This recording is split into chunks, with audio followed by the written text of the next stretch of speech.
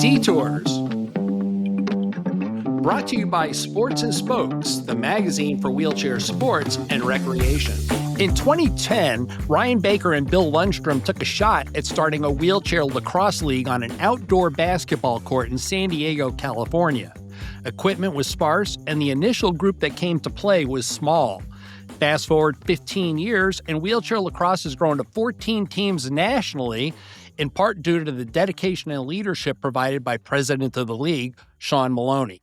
Introduced to the sport in 2019, Maloney plays for the Colorado Rolling Mammoth, and at a recently held national tournament in Pittsburgh, his team fought their way to a third-place podium finish. Welcome, Shawn. Congratulations on getting podium. Oh, thanks, Bob. Appreciate you having me here. Yeah. Hey, Shawn, as so many people get started in adaptive sport, there's always a coincidental moment, and you had one. You're on a flight coming home, a business flight, and you get seated next to another guy who's in a chair who played lacrosse. Wow, what a spark! What a coincidental place. Yeah, one of my good friends now. His name's Daniel Hirsch. He's kind of one of the originals. He actually was a lacrosse fan before he was a player. Would go to the professional indoor lacrosse team here in Denver. It's called the Colorado Mammoth. Um, and the way I understand it is he just became a fan. He liked the sport, started Googling around, and was curious if there was a version for it for him, since he uses a wheelchair, like you mentioned. So yeah, he found out that wheelchair lacrosse did exist. It had just started out in San Diego, as you mentioned.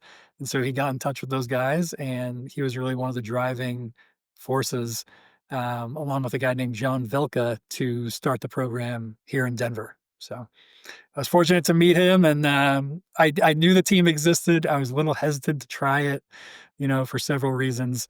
But getting to spend a couple hours with Daniel on the flight, made it a no-brainer to go out and give it a shot. Lacrosse is such an interesting combination of sports. You got a touch of tennis, a touch of basketball, a touch of rugby with the contact. As an able-bodied guy, you played. You played since you were 5 years old. So was there an interesting crossover between the two, playing on your feet and playing in a chair? Oh yeah, absolutely. I mean, the stick skills are the same, I would say. You're just doing it from a standing position or from a seated position. But if you still have the use of your hands like you did, pre-accident like myself, gripping the stick, throwing, passing, catching, shooting, that all translates. Um, I have an incomplete spinal cord injury, so I don't use a wheelchair kind of for my daily mobility. So for me, getting those chair skills, the wheelchair skills were, that was much more difficult and took much more time. Still working on it, to be completely honest. Um, but the stick skills, right? The passing, the catching, sort of the technical aspects of the sport, that all translates really well, I would say, from, the mainstream or the able body version to the wheelchair version. Interestingly, when I talked to Ryan maybe a year ago or so, he was pretty adamant about the fact that you guys maintain having a lacrosse glove. Why was that so important to him? I mean, I'm just coming from an outsider's point of view and thinking if you were wearing more like a football glove or a baseball glove, that you could maneuver the stick a lot better. What was it that was so adamant that you wanted to keep that apples to apples? Well, from my conversations with Ryan, I really think he and Bill wanted to keep the sport as similar to kind of the mainstream version as possible. They didn't want to water it down. They didn't want to subtract anything that made lacrosse one of the fastest growing sports, in the country throughout the 90s and early 2000s. And so, part of that, at least for men's lacrosse, is the physicality. You're allowed to not just body check people, but people are always surprised. You're allowed to stick check people as well, as long as they have the ball. So if somebody's holding the ball in their stick, anything connected to that stick, their hands, their wrists, even their lower arms, is fair game for you to kind of check and poke and bother. And so the lacrosse glove obviously protects your hand, from injury, which is very important. So I think the fact that they wanted to maintain stick checking and body checking in the sport, required them to wear the same equipment that field lacrosse players wear, in the mainstream or typical versions. Hey, Sean, the game is played 7-on-7. You've got two attackers, two defenders, two midfielders, and a goalie. What's your position, and what is it that you think that you bring to the table that's the most solid attribute to your game to help your team win? Hmm. Good question. I would hope my teammates would just say general kind of lacrosse IQ, for lack of a better term. I tend to play midfield. I've played all the positions except goalie, to be honest. Goalie's a tough one. But I'll play anywhere. I think our team, what usually we're a little bit low on numbers these past few years post COVID. And so everybody needs to play everywhere. We kind of rotate through so that no one gets too tired. Um, but I like playing midfield because it allows you to play offense and defense. Um, I do appreciate that we have what we call attackmen, which are essentially offensive players only, and defensemen, which play defense. That allows, I think, the sport to be a bit more inclusive of different disabilities, because those athletes, they don't have to cover the full rink. They literally only have to cover half of the rink. And so you don't have to be the fastest in the chair. If you have the right stick skills, right? Again, that stick is the key thing in lacrosse. You can play. And we always tell kids at these learn to play events, learn to play clinics that we do, that the stick is the key, right? If you can learn how to control the ball, you don't have to be the strongest or the fastest. You can be really effective. We'd like to take a minute to thank our sponsor, Sports and Spokes Magazine. For nearly 50 years, they've produced stories on iconic athletes performing at the top of their game, given generational coverage of sports dating back to the 1970s, and they've shown the way with exciting and timeless magazine cover shots. To stay on top of all the latest news from the world of high performance adaptive sports, go to sportsandspokes.com. Sports and Spokes, the magazine for wheelchair sports and recreation. So you mentioned the chair too, Sean, and I noticed that you got a nice grant, and just to throw a plug out, I mean, obviously CAF has done so much for the sport. So you decided to go in the direction of the PerformX chair. So when you designed your chair, I assume you did have a hand in the design. Were there things that you wanted to change? I mean, when I actually look at the chair, it seems to me I'm almost looking at even more a tennis chair than I am a basketball chair, but it also has to be beefed up to take those hits. So what was it that you wanted to incorporate into your chair to make it better? Sure. Yeah. And I appreciate you shouting out both CAF and Kelly Brush Foundation, provided me with significant funds. Otherwise, there's no way I would have been able to purchase that myself. Um, again, I really rely on my teammates who are more knowledgeable about the wheelchair design, to be honest. But I think the camber angle of the wheels was really important because you mentioned tennis. As I understand it, tennis chairs tend to be more cambered because it's less about straight line speed. It's more about your ability to turn quickly, pivot quickly. Exactly. Whereas lacrosse is somewhere in the middle. Like you want to be able to move fast in a straight line, but similar to basketball, you're also kind of dodging and weaving, and your agility and ability to pivot also really matters. So figuring out that right camber angle was a big thing when I was designing the chair. I was also frankly thinking about a chair that I could have for a long time, right? I didn't want it, to be perfectly honest. If I was a Paralympic level athlete and I had this major event in a couple of years, that chair might have been a little bit more compact, it would have fit me a little bit tighter. But I'm hoping to keep this thing for a decade, 2 decades. So I gave myself a little bit of wiggle room, as I grow and develop. So there's kind of that balance of my sport, primary sport being lacrosse. I also play a little bit of tennis. And like I said, Do you use the chair for tennis as well? I do. I think the only difference with tennis is because it's a contact sport, I have two of those caster wheels in the back as opposed to a lot of tennis chairs, only have one.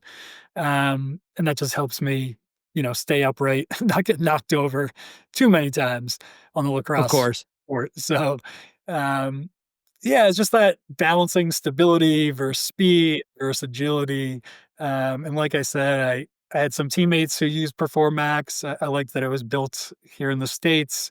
They did a fantastic job, had great customer service, and turned it around pretty quick. So yeah, I've Hey, been Shawn, very. just give people a quick idea. What does a chair like that run? What's it cost? Oh, I think the final tally on this was it was more. It was about $7,200. I want to say. It's a titanium chair.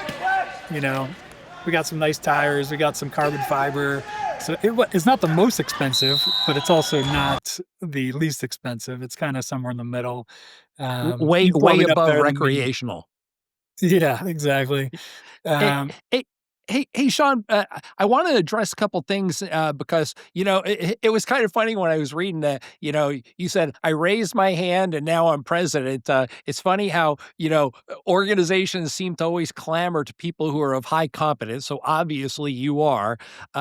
When you guys get together in board meetings and you're talking about the sport and you're trying to find ways to make the sport of wheelchair lacrosse advance, what are some of the topics on the table to make the sport grow, to get people into the league, to make the game faster, adjustment of rules?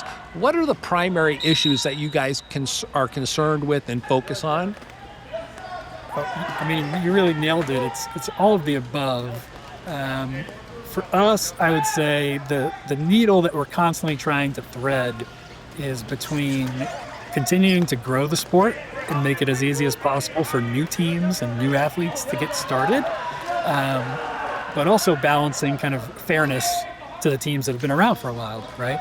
And so, as an example, classification, right, is always a big topic. I imagine with any of these leagues, we actually still allow non-disabled or able-bodied athletes to participate. There can only be two on the court at any time, but the reason for that is we've seen that it's helped us grow. It's helped new teams come on board, and in some cases, there's 7 or 8 athletes with disabilities on those teams that would not have a chance to travel to the national tournament unless they could kind of supplement their roster with ABs, as we call them. Right. And I'm so, familiar with the term. exactly. So again, there's teams that have been around for a while and have done a great job of recruiting athletes with disabilities. And so we want to reward them for that, but at the same time, allow for that growth. And a lot of times our AB players, they understand that the reason that they're there is to support the participation of athletes with disabilities. And there's kind of a nice, in the ideal cases, they typically come from a lacrosse background. And so the athletes, who have disabilities and use wheelchairs, they can kind of teach the able-bodied players about chair skills and about disabled life and everything they got going on. And the able-bodied players, they can kind of teach the other athletes some of the finer details of lacrosse, right? That may have picked up over the years. So it's a nice, we try to learn from each other, I think, in the best cases. Oh, undoubtedly. And one of the things, as long as you brought that up with the able-bodied participants, I noticed one of the primary rules is, which will cause a penalty, is elevation from the chair, which is probably a fairly easy thing to do for an able-bodied person, or even yourself being an incomplete injury. So you have to be able to, control the factor of being able to have that lift. So that seems to be one primary rule that you guys focus on for penalties. And the other one is chair contact and initiation of hit has to come from the front. These are designed to protect the game and the player. Yes, and the player, for sure. It is, as you mentioned, there is some contact. I like to say it kind of falls somewhere in between the level of contact you see in wheelchair basketball and the level of contact you see in wheelchair rugby. I was just talking to one of our coaches, just kind of debriefing from our last national tournament that we just hosted last weekend. And he was telling me how he's just seeing in his opinion, there's less contact now than there was even 3, 4, 5 years ago. And I think we can credit that to the the players just developing more skill. At all levels of lacrosse, as you develop more skill, there's actually the ball's in the air more. It's not on the ground as much, and there's less collisions, right? There's less physical contact, which is a good thing. I think we're seeing our athletes develop that level of lacrosse skill, where again the ball's in the air more. It's not this demolition derby where we're just running into each other.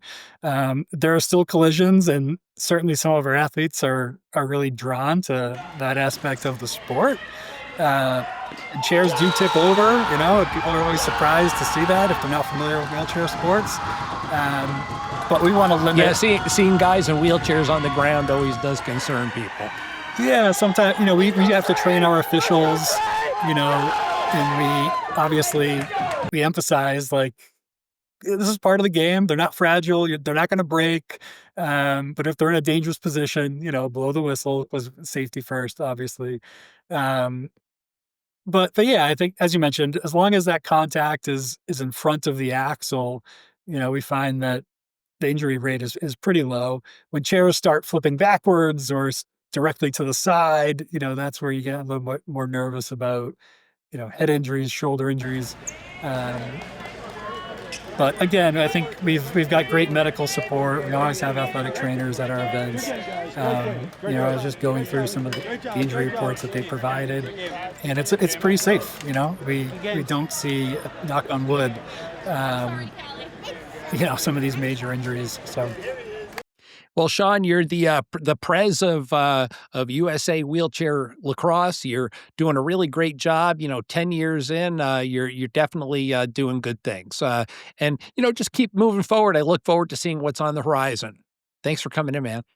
Yeah, thanks for the kind words, Bob. I appreciate the opportunity, and we just like showing people there's more opportunities, more sports available to them. So check out wheelchairlacrosse.com. We got some good videos out there, and come find the team if you want to play.